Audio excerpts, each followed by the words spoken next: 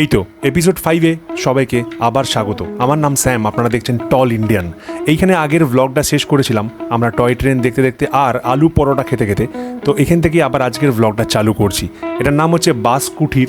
এখানে এসে আপনারা একটা কমফোর্টেবল স্টে করতেই পারেন।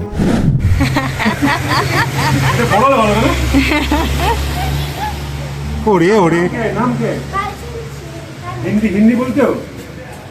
Nepali Nepali You speak English? Good English? What's your name? In which school you study? School name? Which school? School is near this building? Very far? You go by car? Very good, very good. Which class? Class 2. বাহ ভালো ভালো এই জায়গাটা heavy. হ্যাঁ কত সুন্দর বাচ্চা, আমার যখন বাচ্চা হবে পেহে করে পালাবে। হ্যাঁ বন্ধুরা, পাহাড়ে যত বাচ্চা দেখছি সব যেন শান্ত চুপচাপ, সবার কোলে যায়, কান্নাকাটি একদম করে না। এটা আপনারা কি লক্ষ্য করেছেন? আমাদের নিচে যারা থাকি, মানে আমরা পাহাড়ে যারা থাকি না, তাদের বাচ্চারা কিন্তু মারাত্মক দুরন্ত হয়। এই বাস কুঠিরের ছাদটা কিন্তু অপূর্ব। আপনি বিকেলে এসে এখানে বসতে পারেন, টাইম স্পেন্ড করতে পারেন। ডেফিনেটলি এই বাস কুঠির আপনারা একবার ট্রাই করতে পারেন। এখানে এসে আমাদের নাম বললে, টল ইন্ডিয়ান থেকে যদি এসছি বলেন, ডেফিনেটলি কিছু ডিসকাউন্ট হয়তো আপনারা পাবেন। হর হর মহাদেব। তো আজকে আমাদের শেষ দিন দার্জিলিংয়ের। গাড়িতে উঠে পড়েছি। যে হোমস্টেতে ছিলাম সেই হোমস্টেতেই আমরা সকালে আলু পরোটা দেখাতে পারিনি, আলু পরোটা, ম্যাগি আর ওয়াই খেলাম। এখানে এলে ওয়াইটা ডেফিনেটলি ট্রাই করবেন। ওয়াইটা খেতে মারাত্মক। হ্যাঁ, মানে যার ম্যাগি ভালো লাগে তার ম্যাগি ভালো লাগবে, ওয়াই অপশনাল অবভিয়াসলি। কিন্তু যে ম্যাগি করে দিল সেই বললো যে ওয়াইটা ট্রাই করো, কারণ ওয়াই এখানে খুব বিখ্যাত। তারপর এখন আমরা রোহিণী তো আমরা এখন রোহিণীর দিকে যাচ্ছি। তো চলো দেখা যাক রোহিণীতে কি সারপ্রাইজ আমাদের জন্য ওয়েট করছে। ওখানে গিয়ে পুরো ঘুরে দেখাবো, আর এক্সপিরিয়েন্স তো অবশ্যই শেয়ার করছি। কিছু স্পেশাল খাবার দাবার থাকলে খাবো। আর ওখান থেকে ডাইরেক্টলি ব্যাক করবো, শিলিগুড়িতে নামবো, তারপরে বাড়ি অবভিয়াসলি। তো চলো দেখা যাক কী হয় রোহিণীতে গিয়ে। তো বন্ধুরা, এখন আমরা রোহিণীর দিকে যাচ্ছি। আর রোহিণী যেতে যেতে একটা জিনিস দেখাতে চাই, যে রাস্তাটা দেখো হঠাৎ করে ক্লাউডে কিরকম ভরে গেল, মারাত্মক। যে মানে এটাই দার্জিলিং। এই যে ক্লাউডটা ঢুকে যাচ্ছে গাড়ির মধ্যে, আমরা এখন রোহিণী যাচ্ছি। দার্জিলিং ওই জন্যই আসে অ্যাকচুয়ালি, নিজেকে রিফ্রেশ করার জন্যে। রোহিণী যেতে যেতে একটা ঝর্ণা পেলাম, জানি না এই জায়গাটার নামটা কি, বা এই সব থেকে বড় ব্যাপার হচ্ছে খুব সুন্দর লাগছে ঝর্ণাটা। ওই যে আমাদের জল ভরতে যাওয়া হচ্ছে, সাইড দিয়ে জল ভরতে যাচ্ছি আমরা।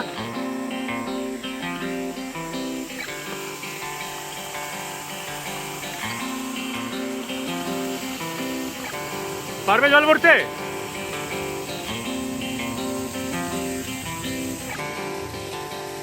এই সাবধান নে, উঠতে পারবি না। বন্ধুরা, তোমরা কমেন্টে অবশ্যই জানিও কারা কারা এরকম অ্যাডভেঞ্চার পছন্দ করো।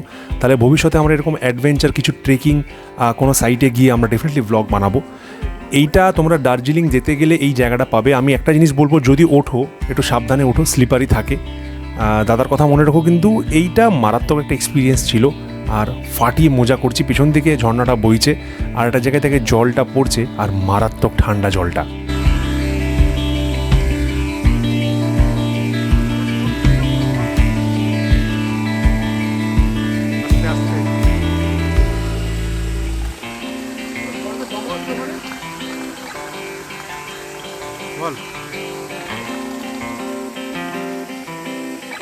হ্যালো গাইস, জলটা মারাত্মক ঠান্ডা। ঝর্ণা, মেঘ আসছে চলে যাচ্ছে। ঝর্ণার আওয়াজ শুনতে পাচ্ছ? আমার আওয়াজ হয়তো শুনতে পাচ্ছ না, ইম্পর্টেন্ট নয়। এই যে আওয়াজ, এটা শুনতে এত দূরে ছুটে আসা। জীবনে যতই প্রবলেম আসুক, এইসব জায়গায় এলে সব প্রবলেম একদম। একের পর এক চা বাগান পেরিয়ে বন্ধুরা আমরা রোহিণীর দিকে রওনা দিলাম। জানো তো, জীবনে প্রবলেম হচ্ছে এই দার্জিলিংয়ের মেঘের মতো, এক্ষুনি তোমার গাড়ির মধ্যে ঢুকে তোমাকে পুরো অন্ধ করে দেবে, আবার চলে যাবে। তাই জন্য এই মেঘ ঢোকা বের হওয়া তো জীবনে লেগেই থাকবে, যেমন প্রবলেম, তার মধ্যেই কিছু ভালো মুহূর্ত তোমায় খুঁজে নিতে হবে। খুঁজে নিতে হবে আপনার ভালো মানুষের সাথে কিছু কোয়ালিটি টাইম।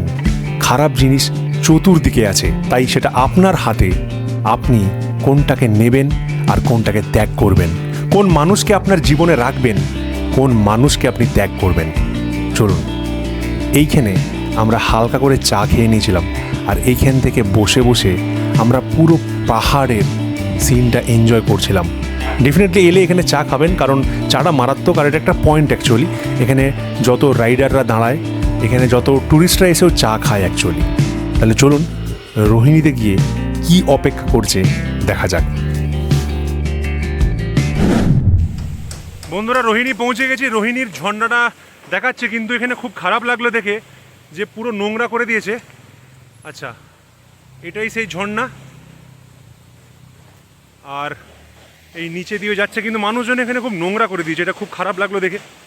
দেখতে পাচ্ছ প্লাস্টিক ওয়াস্টিক ফেলে কাঁচড়া করে দিয়েছে, কিন্তু আরও বলছে সামনের দিকে গেলে নাকি ঝর্ণাটা আছে। ওখানে একটা লোকাল লোক বলল এইটা ঝর্ণাটা নয়, এর একটু আগিয়ে যাও, তারপরে বড় একটা ঝর্ণা দেখতে পাবে। তো আমরা আরও সামনে এগোতে শুরু করলাম, কিন্তু তার আগে একটা মন্দির পড়লো। তাই মন্দিরটায় কিছুক্ষণ সময় কাটিয়ে মনটা আরও শান্ত করে তারপরে সামনে এগোতে শুরু করলাম।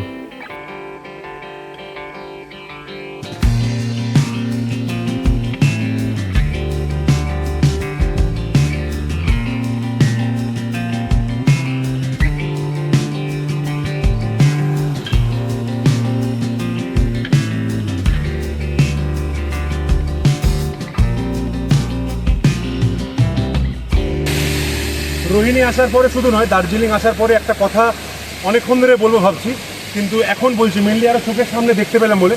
এই যে ঝর্ণাটা নামছে, একটাই শুধু কথা, দেখো আমরা কন্টেন্ট ক্রিয়েটার, আমাদের ভিডিও ছাড়লে অনেক লোকে দেখে, তাই জন্য কিছু পজিটিভ মেসেজ দিলে আশা করি সবার কাছে পৌঁছাবে। এই যে ঝর্ণাটা আসছে, এটা প্রিজার্ভ করার দায়িত্ব কিন্তু আমাদের, শুধু বেঙ্গলের মানুষের নাম। দেখলাম বিহার থেকে অনেকজন এসছে, দার্জিলিংয়ের লোকরাও আছে। তো ওপরে যখন দার্জিলিং গেছিলাম, তো ওখানে অনেক জায়গায় দেখলাম নোংরা পড়ে, কিন্তু অনেকটা পরিষ্কার, ডেফিনেটলি আগের থেকে অনেক পরিষ্কার। এইখানে দেখাবো, আসতে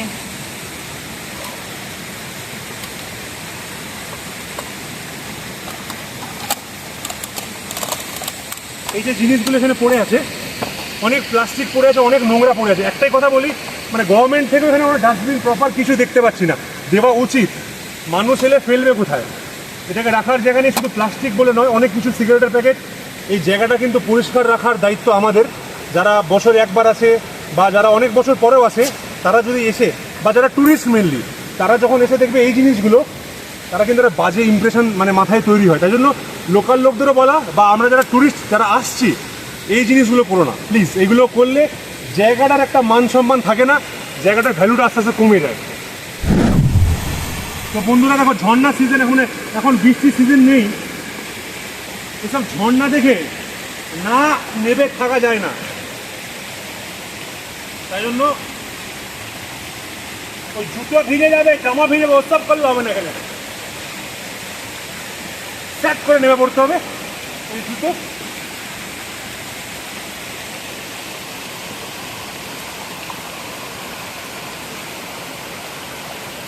সাবধান, হাই ব্রো,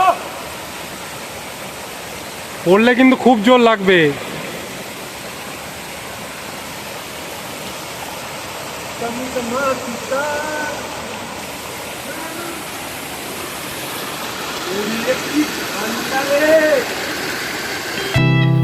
তাহলে আর কি বন্ধুরা, ঝটপট জুতোটা মোজাটা খুলে নেমে পড়লাম এই ঝর্ণাতে।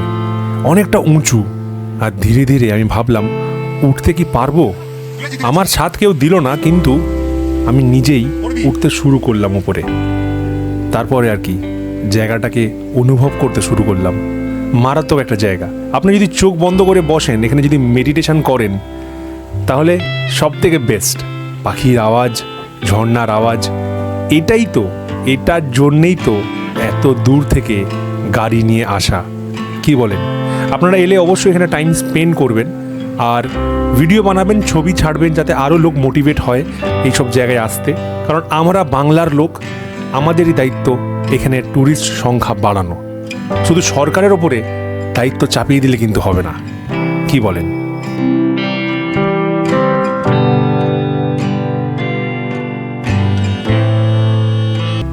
তো বন্ধুরা, এখানেই এপিসোডটা শেষ করছি।